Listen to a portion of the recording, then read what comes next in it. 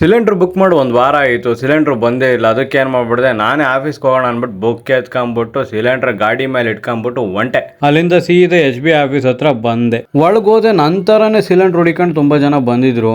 ಅವ್ರ ಪಾಡಿಗೆ ಅವ್ರು ಕೇಳ್ತಿರೋ, ನಾನು ಹೋದೆ ಸರ್ ಹಿಂಗಿದೆ ಸರ್, ನೋಡಿ ಸರ್ ಬುಕ್ ಮಾಡಿ ಒಂದು ವಾರ ಆಗಿದೆ ಬಂದಿಲ್ಲ ಸರ್ ಅಂತ ಅಂದ್ಕೊಟ್ಟೆ. ಇಮಿಡಿಯೇಟ್ಲಿ ಅಮೌಂಟ್ ಕಟ್ಟಿಸ್ಕೊಂಡ್ಬಿಟ್ಟು ಒಂದು ಚಲನ್ ಕೊಟ್ರು. ಮೈನ್ ರೋಡ್ಗೆ ಹೋಗಿ ಅಲ್ಲಿ ಸಿಲಿಂಡರ್ ಸ್ಟಾಕ್ ಬಂದಿರುತ್ತೆ ಅಂತ ಹೇಳಿದ್ರು. ನಾನು ಮೈನ್ ರೋಡ್ ಹತ್ರ ಬಂದೆ. ಮನೆಯಿಂದ ತಂದಿರೋ ಖಾಲಿ ಸಿಲಿಂಡರ್ ಇವ್ರಿಗೆ ಕೊಟ್ಟೆ. ಇವ್ರು ತಗೊಂಡೋಗಿ ಲಾರಿಗೆ ಹಾಕೊಂಡ್ರು. ಮತ್ತೆ ಅಲ್ಲಿ ಆಫೀಸಲ್ಲಿ ಕೊಟ್ಟಿದ್ದ ಸ್ಲಿಪ್ ಕೊಟ್ಟೆ.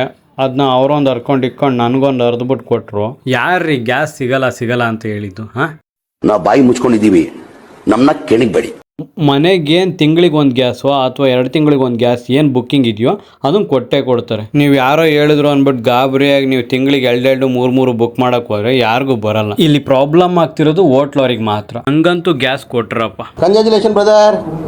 ನೀವು ಬುಕ್ ಮಾಡಿ 1 ವೀಕ್ ಆಗಿದ್ರೆ ಬಂದಿಲ್ಲ ಅಂದ್ರೆ ಹೋಗಿ ಕೇಳಿ, ಕೊಟ್ಟೆ ಕೊಡ್ತಾರೆ. ತಲೆ ಕೆಡಿಸ್ಕೊಬಿಡಿ, ಆರಾಮಾಗಿರಿ.